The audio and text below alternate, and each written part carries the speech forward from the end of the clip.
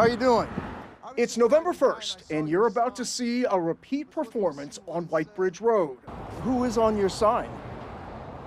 Who's speaking this? The woman walks away fast, so you have to slow down the video to see what's on her sign. There's a picture of a child, and here's what the sign says.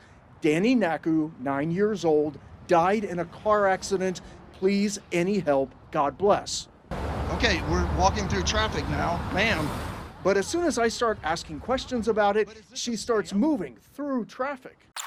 If it all seems familiar, go back to February 2023, same intersection. Excuse me, hi. Hi, we're with Channel 4. I wanted to... Sorry, I don't speak English. A different woman holding a different funeral sign says this when I ask what she's raising money for.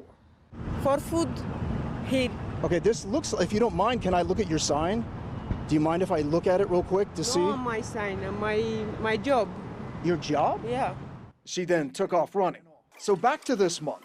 As I try to speak to the woman walking through traffic, this guy shows up. Why did you do that? We're asking the questions about... Why you filming?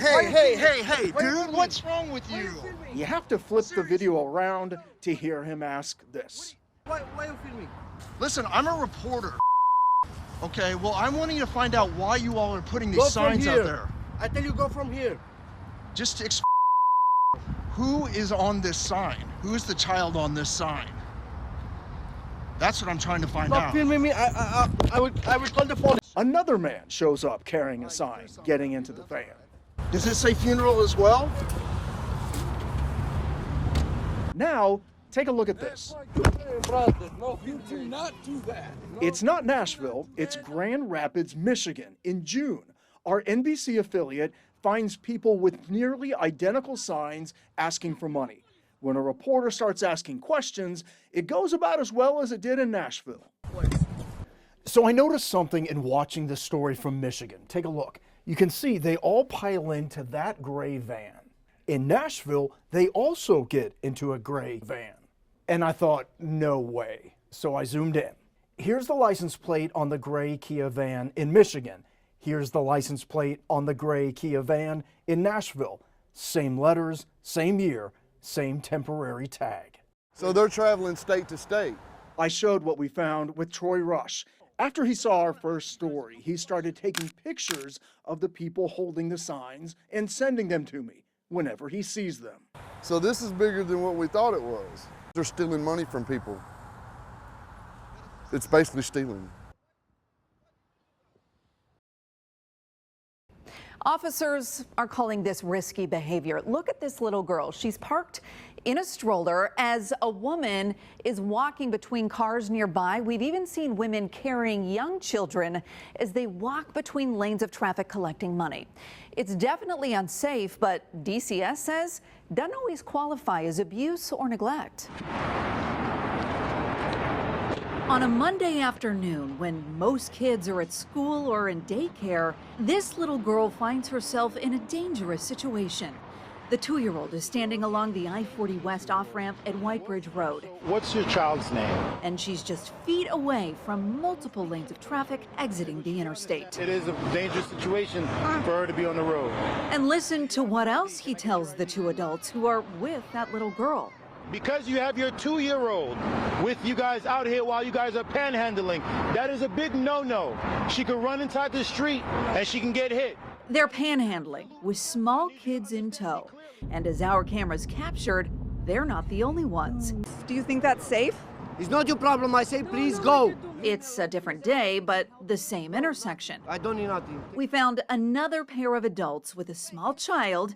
And again, they are just feet away from multiple lanes of traffic. Here's another example. A woman holding a baby close to cars driving off 440 at Hillsborough Pike while a man panhandles nearby.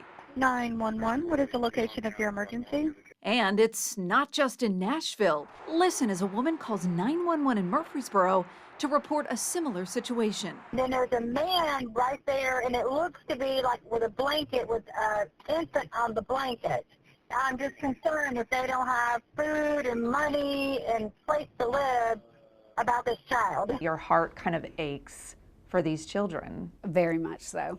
very much so. Kate Greer works for the Tennessee Department of Children's Services. She says while this would warrant a response, more would be needed for a DCS investigation. In itself, poverty, needing money, wanting money in that manner is not necessarily abuse or neglect, nor is it against the law. We look at things like, are they being harmed? You know, are they being neglected? Are they supposed to be in school? When DCS does respond to these cases, they say their goal is to offer help. But this panhandler told us he didn't want help. It's not your problem. I say, please go. Leave me alone, please. Is there a way we can help you? No, nothing. I don't need nothing. Thank you. But your sign says you need help, so is there a better Please way to stop, help? I say, and go. Is there a better way to help? Nothing. Metro Officer Alcius got a similar response from the people he approached. Do you guys need help with housing, help with food, help with anything, so that we know how to better help you?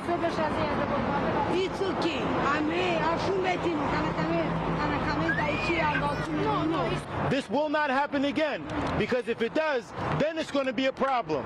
But what if it does happen again? Metro Police say officers could take action under a Tennessee code that makes it illegal to block a public road. We have to make sure she's okay. You guys are adults. She's a baby. You heard the officer there tell these women that if they come back with the child, there would be a problem. How often, though, is MNPD actually arresting people under that Tennessee code?